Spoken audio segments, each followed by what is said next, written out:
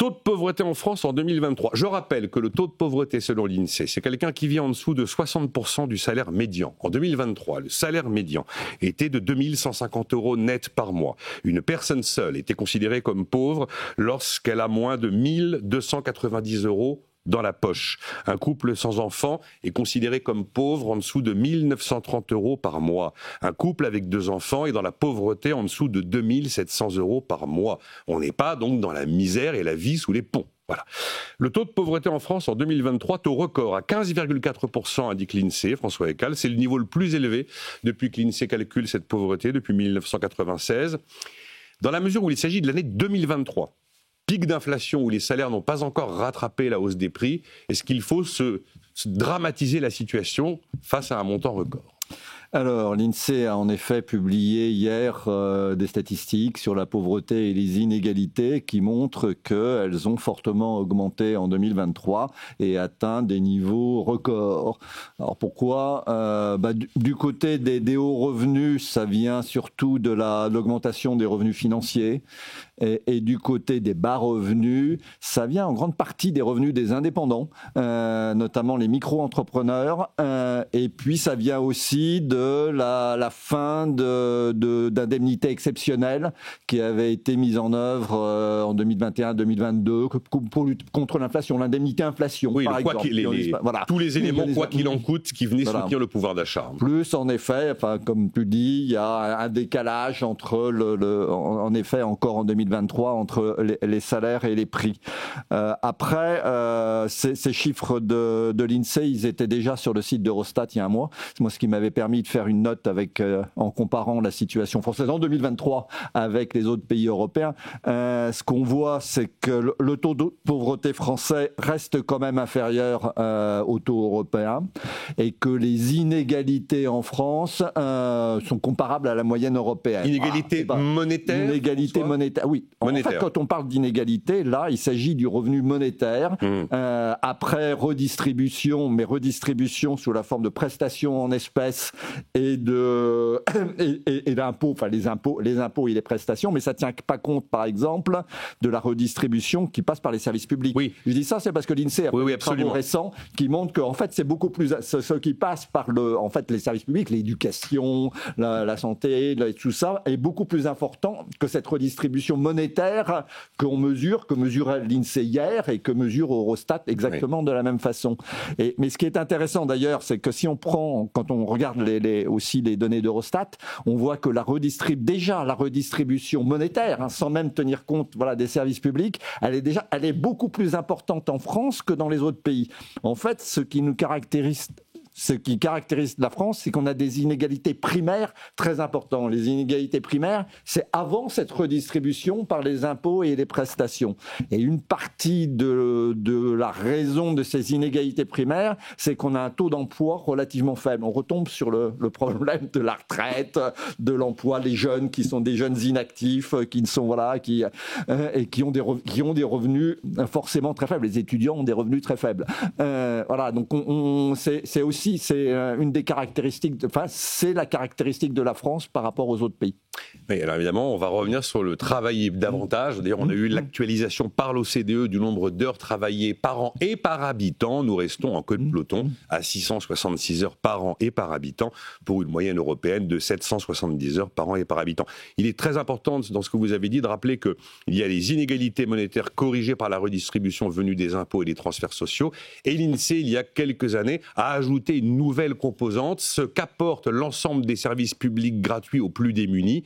C'est ce qui fait passer les écarts entre le bas et le haut de 18-20 dans une fourchette qui va de 1 à 3 quand on inclut la dimension des services publics. Mais malheureusement, on n'a pas de comparaison internationale. Oui. Et vraisemblablement, si on les avait, ça changerait beaucoup la perception qu'on a des inégalités en France. Parce qu'on a des services publics quand même plus importants que les autres. En tout cas, moi, j'en ai tiré la conclusion que même si c'est le chiffre de 2023, un peu particulier car pic d'inflation, la solution n'est pas forcément dans une montagne d'impôts et une montagne de dépenses publiques pour régler tous les problèmes de pauvreté, mais probablement dans ce que vous décriviez, l'activité, le PIB et le taux d'emploi. Agnès Benassi-Kéré, par rapport à ce qu'on a dit, cette réaction, une réaction par rapport à ce chiffre INSEE?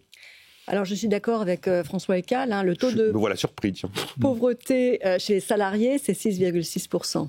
Donc, la pauvreté, ça n'est pas les travailleurs pauvres. Enfin, c'est en partie ceux qui n'ont pas assez d'heures de travail. Ah oui. La pauvreté est avant tout liée au manque d'heures de travail. Le taux de pauvreté chez les chômeurs est de 36%, donc ça n'a absolument rien à voir. Et également les indépendants. En effet, 19%, c'est quand même très élevé. Par rapport à l'ensemble de la population. Alors, les salariés en bas de l'échelle sont protégés par le SMIC, qui est indexé de manière qui a été, oui, automatique, et puis avec des clauses de revoyure en cours d'année si l'inflation est forte. Donc, ils ont été bien protégés durant l'année 2023. C'est moins le cas pour les bénéficiaires de prestations sociales, parce que les calendriers de revalorisation, eux, sont plus espacés. Donc, il y a eu des décalages qui ont beaucoup nui aux personnes qui vivent de prestations sociales. On parle beaucoup des retraités. Le taux de pauvreté chez les retraités est de 11%. Donc, on a éradiqué en France la pauvreté des retraités, des seniors, qui était très forte il y a quelques dizaines d'années. Donc, c'est quand même un acquis qui est très intéressant. Et par rapport aussi à l'année 2023, donc c'était un pic des revenus financiers, puisqu'on a eu une très forte hausse des taux d'intérêt. Depuis, ils ont reflué. Donc on s'attend en 2024 à ce que cette composante des inégalités, de l'augmentation des inégalités, reflue. Même s'il y a des effets aussi sur les prix. Donc, c'est moins évident que ça ne paraît. Et enfin, je voudrais souligner qu'effectivement, la mesure de pauvreté par rapport au revenu médian peut être un peu trompeuse, parce que le revenu médian, lui, a augmenté, par exemple, par rapport à 2022. Mais l'INSEE mesure aussi les situations de privation économique et sociale. Donc, en fait, les ménages qui ont des difficultés à couvrir les dépenses du quotidien. Et là, le taux est quand même assez élevé, de presque 13%. Et ça, je pense que c'est une mesure, alors peut-être on peut la contester, mais elle est plus, disons, représentative, et en particulier elle est très élevée sur les familles monoparentales qui, on le sait, sont une source, puisque en fait les familles monoparentales, non seulement sont monoparentales, mais souvent il n'y a pas assez d'heures de travail, et donc combinent tous les facteurs qui amènent à des situations de privation. Et donc peut-être le système français se caractérise par une couverture très large, sociale très large, et du coup moins de focalisation sur les familles les plus vulnérables. On pourrait aller jusqu'à imaginer qu'on repense le système des transferts sociaux pour le cibler davantage. Ça a été la tendance ces dernières années, par exemple les prestations familiales. Oui, absolument, qui avait été resserré sous condition de ressources par François Hollande. Il était important de rappeler sur le SMIC ce que vous disiez. Effectivement, il y a un mécanisme de revalorisation deux fois par an, sauf en cas de pic d'inflation, où dès qu'on a passé un écart de 2% depuis la précédente revalorisation, il y a automatiquement une nouvelle revalorisation du salaire minimum, même si on n'est pas à la date habituelle de revalorisation. Denis Père, une réaction sur ce taux de pauvreté ? Avec tous les éléments, alors un peu techniques, mais fondamentaux d'explication qui ont été donnés. Qui sont très justes, et je ne reviens pas dessus. Moi, ma lecture de la situation, elle est plus, un peu historique. La France a fait le choix d'un modèle qui conduit à la pauvreté. Enfin, je veux dire, c'est même une expérience de laboratoire économique intéressante. La France a fait le choix d'un modèle qui conduit à la pauvreté. Mais dans les années 70, vous regardiez la France et la Suisse, on avait un niveau de PIB par habitant qui était comparable, on avait un revenu médian qui était comparable, on avait une industrie qui pesait autant dans le PIB que la Suisse. Vous faites le point aujourd'hui, la Suisse a un PIB par habitant qui est 2 fois supérieur à la France, un revenu médian par habitant qui est 2 fois supérieur à la France, a un poids de l'industrie dans le PIB qui est 2 fois supérieur à la France. On a fait le choix du tout-État, de l'État qui s'occupe de tout, jusqu'à vous rappeler qu'il faut boire quand il fait chaud, qui consacre 57% de la richesse créée chaque année à la dépense publique, pour des services publics malheureusement qui sont de moins en moins bons en plus, même l'extrême gauche s'en offusque aujourd'hui, et donc ça conduit inévitablement effectivement à l'appauvrissement du pays, c'est certain, et on le lit dans les chiffres. Expérience de laboratoire entre la France et la Suisse sur les 50 dernières années est flagrante. La Suisse est à 30 points de PIB de dépenses publiques, je le rappelle. Donc oui, bien sûr, le pays s'appauvrit. Quand vous avez 2 fois moins d'industrie chez nous qu'en Suisse, vous avez 2 fois moins de bons emplois bien rémunérés, et donc vous avez beaucoup de gens qui galèrent avec des petits jobs mal payés, ou qui n'ont pas d'emploi du tout, avec un taux de chômage qui est un des plus élevés d'Europe, et malgré une redistribution qui est conséquente, qui est massive, on vient d'en parler, on voit bien que c'est pas la solution. On a la dépense sociale la plus élevée au monde aujourd'hui, à 31%, point de PIB, et malgré ça, on a des taux de pauvreté qui sont extrêmement bas. Donc à un moment donné, il faut s'interroger sur le modèle, quoi. On a fait un choix, effectivement, qu'on a prolongé depuis 50 ans, qui aujourd'hui nous amène dans une impasse, effectivement, un taux de pauvreté qui est considérable, et peut-être même bientôt au bord du défaut. On en parlera certainement tout à l'heure. La France qui fait... Vous partagez l'idée que des années et des années de modèle social exponentiel avec un État omniprésent, finalement, c'est une sorte de choix collectif inconscient qui conduit à une forme d'appauvrissement. La démonstration de Denis Père, est-ce qu'elle vous convainc ? C'est un peu plus compliqué. La Suisse, c'est pas forcément l'exemple, mais après, c'est vrai que le cas suisse interroge. Hein, c'est vrai. Et contrairement à ce qu'on croit souvent, la Suisse, c'est pas uniquement des banques. Hein, c'est vrai. C'est aussi une industrie très forte. Donc après, je pense que l'intervention de l'État aussi, de temps en temps, quand même, est nécessaire. Donc, mais la France, oui, on a un problème en France, c'est clair. On fait le choix d'un problème d'un modèle d'appauvrissement. Il faut bien reconnaître que oui, c'est ce que je disais, cette montagne d'impôts et montagne de dépenses publiques ne règle pas tous les problèmes. Même si l'année 2023 est une année particulière et que probablement 24-25, on va retrouver des niveaux de taux de pauvreté un petit peu moins impressionnants. Mais j'achète assez largement la démonstration de Denis. Agnès, vous vouliez dire un mot par rapport à ça ? Parce que après, la question c'est, mais qu'est-ce qu'on fait différemment quand on a créé autant de perfusions ? Alors, le lien entre dépenses publiques et croissance n'est pas démontré. On a des pays qui ont beaucoup de dépenses publiques dans les pays du nord de l'Europe, traditionnellement, même s'ils ont réduit la voilure ces dernières années, et qui ont une bonne croissance et une bonne compétitivité. Donc le lien n'est pas absolu. On a par exemple en France, on a un système fiscal avec des forts prélèvements sur les salaires, qui était un choix. D'autres ont fait des choix différents. Les Suisses notamment ont fait un choix différent. Avec des taux de TVA par exemple plus élevés, pas d'exemption. Donc nous, ça nous horrifie. 25% de taux de TVA sans aucune exemption, au Danemark je crois.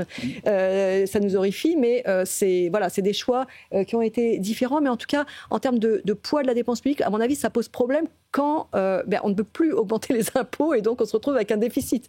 C'est le déficit qui pose problème, plus que le niveau des prélèvements. Et bon, après, il y a la structure, comme je l'ai dit, il y a la structure des prélèvements qui peut poser question, même si la France a fait quand même pas mal d'efforts, par exemple sur l'impôt sur les sociétés, qui était tout à fait hors des clous par rapport à la moyenne OCDE et qui est revenu à peu près dans la moyenne. Enfin, des choses comme ça qui ont été faites pour améliorer la compétitivité et l'attractivité du territoire dans les dernières années, ce qui a été plutôt réussi d'ailleurs. Parce que tout ce que vous dites est absolument réel et frappé du bon sens, c'est pas mal de le rappeler, quoi. Voilà. C'est pas mal de rappeler qu'effectivement la dépense publique n'est pas faiseuse de croissance. Oui, Denis Père. Oui, le Danemark a quand même un PIB dans la dépense publique une dépense publique dans le PIB qui est quand même assez nettement inférieure à nous. Je crois qu'ils sont descendus à 48. On se tire un peu la bourre. Non, le Danemark, on fait la course en tête. Voilà. Le Danemark, la Finlande. Effectivement, ils ont fait le choix. Ils ont fait le choix, effectivement. Ils ont des prélèvements obligatoires très élevés. Ils sont parfois les premiers et nous les seconds.